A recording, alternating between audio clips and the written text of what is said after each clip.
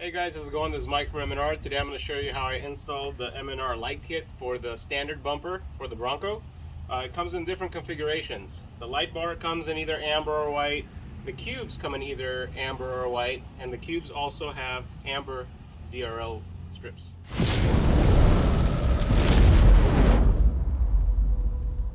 Depends how you wire it. You can either have them connected to single power sources or control all the features independently. What we're going to do is we're going to take off the plastic end caps. All you do is just reach in here. It's held on just clips. So you just pry it open. See all these clips just being taken out. And we're going to do both sides and show you guys how easy it is to install the M&R kit. You do require to trim a little bit of this plastic piece so that way the light bar sinks in this channel. We're going to use these two holes to mount the plate in place on this end and this one here, and we're just going to have to trim out a piece of plastic in order for the light bar to sit in. I'll show you exactly how to do it. Given that we're using these two bolt holes for mounting the new M&R kit, you want to tape off and center where you're going to be cutting with either a cutting wheel or oscillating tool. I found this masking tape to be similar size as the light bar, so we're going to go ahead and make this cut. I'm going to cut on the inside so that way you can leave a little bit of the plastic meat for a clip to go back and the bolts to get held. But overall this is the shape and we can adjust it as we're cutting.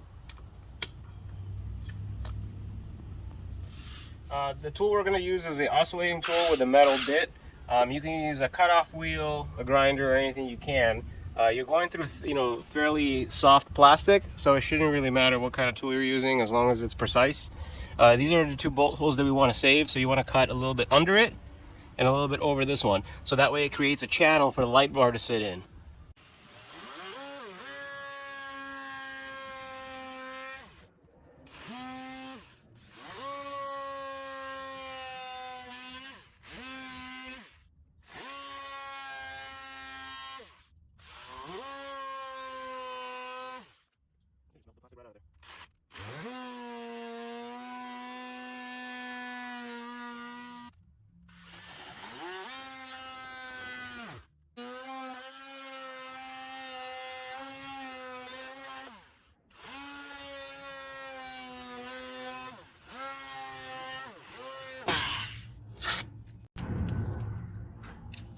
Something else is holding.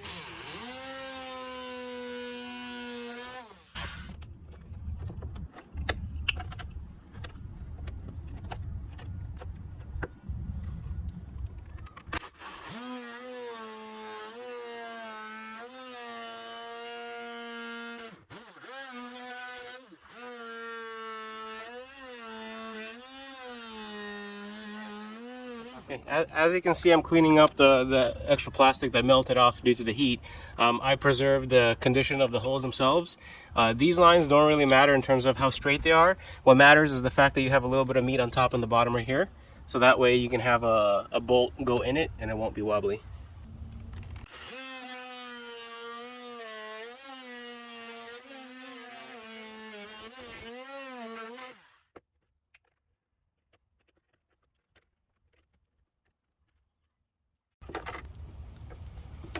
The light bar needs to be flush with this particular line, and that's why we ended up trimming a little bit extra here so that way it can fit into that.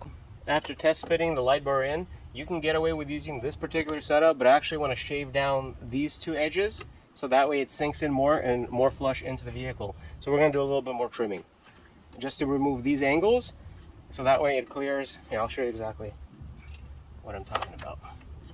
So when this light bar sits in here, and the light bar goes into the channel, it can sit like that, or we can try to sink it in more. The thing we care for is that these two bolt holes are left untouched, so we're going to mask this off like this and cut out these bulging pieces.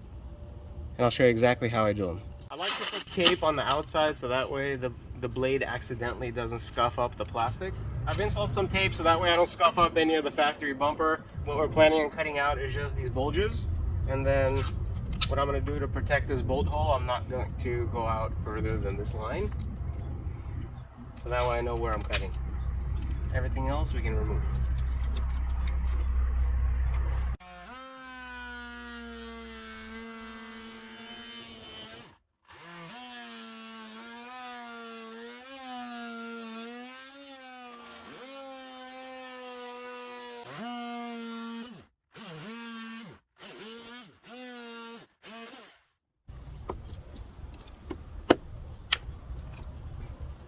So we're going to clean this up a little bit.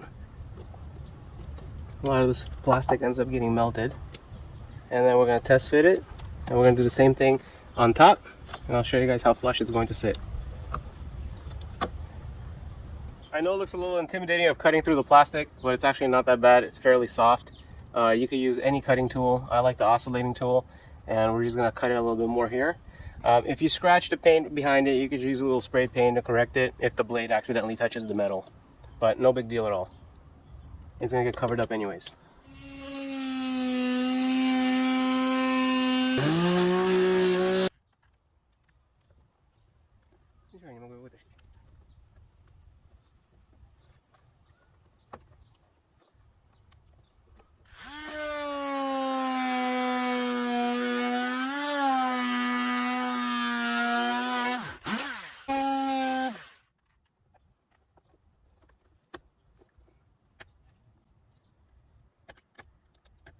This is how it looks like right before we're ready to mount the plate. The bulges have been trimmed out and there's a channel for the light bar.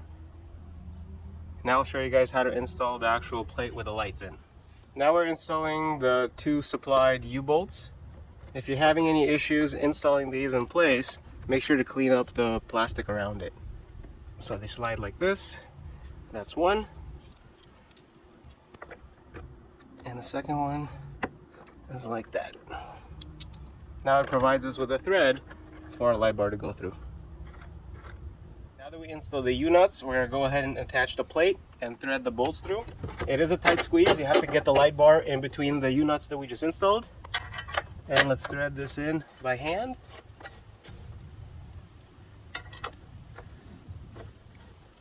So that way the unit is holding. The bolt that's provided that's longer, it's going to go on the edge here. And the main reason it's longer is to thread through all of these, and there's a washer and a nut that goes on the back end. Now in a uniform motion, let's go ahead and tighten these to bring the plate towards the vehicle.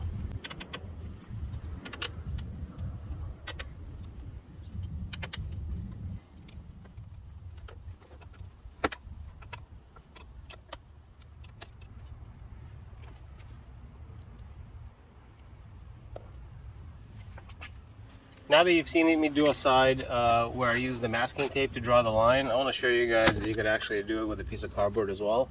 So as you can tell, we're just going like this. As you can see, we drew the Sharpie lines right underneath the circles and right underneath, because you are trying to get a little bit of plastic in between. So this is the channel for the light bar. You can cut out like this. I personally like to put a piece of tape on it so that way I can see the line better, because when you start cutting and the plastic starts melting, might be slightly confusing. So I like to just follow the line. And we're going to also trim the access parts, right, like this, because this hump gets in the way, so all this is coming off.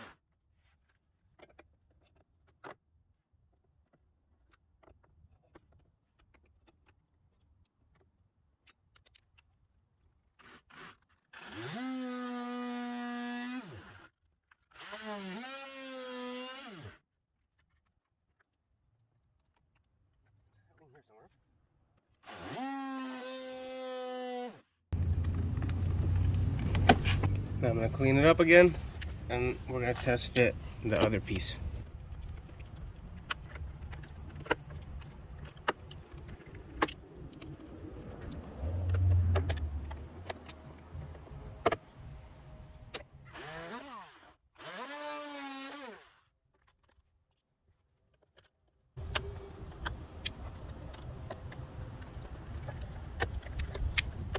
Looks good. Everything else I'm gonna cover it up with the shroud itself. Made a couple scratches on the metal subframe of the plastic bumper, so I just touched them up with black spray paint so that way they don't rust down the road. So now let's install these U-nuts. Just like we did on the passenger side, we're gonna do the same thing on the driver. Just slide these over and press them over the hole. Keep in mind that there's supposed to be a light bar in between, so you wanna do it kind of from the side. And just slide them over so that way the bolt hole is on the bottom.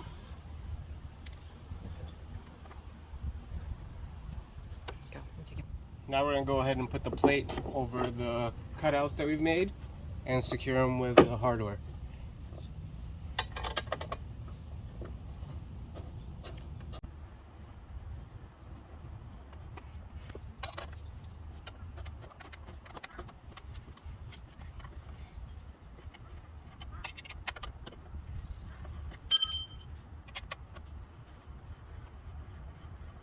Now we're going to go ahead and do the last one on the edge. Poke it through the hole. There's a washer. There's a big washer and a lock nut that goes on the back end.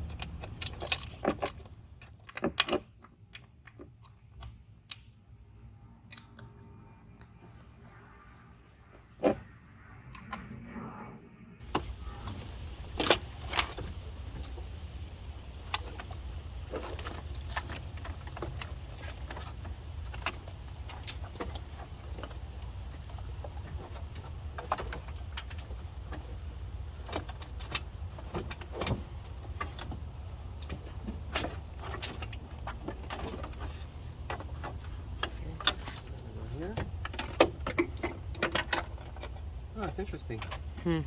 He has auxiliary, but it doesn't have the panel. The wiring harness that M&R provides includes 2 power wires. So that's good for the cube and the light bar and the DRL. In this case, since our cube main light is white and our light bars are amber, we added 1 more power wire. So we added 1 extra one in the side to the wiring harness, so that way the M&R wiring harness can control 1 power source for the light bar, 1 power source for the white, and the extra wire that we threw in is for the amber DRL on the sides. So typically it'll take 3 separate switches because we have 3 power wires. If somebody chooses white cubes and a white light bar, technically you can fuse them together and throw them on 1 power source. So you don't need the third one. The third one's only if you have variation of colors. The third power wire is only if these particular colors are separate, for example white and amber, and you want them on a different power source. If both of these are white or if both of these are amber, you can technically put them on 1 power source and you will not need that third power wire.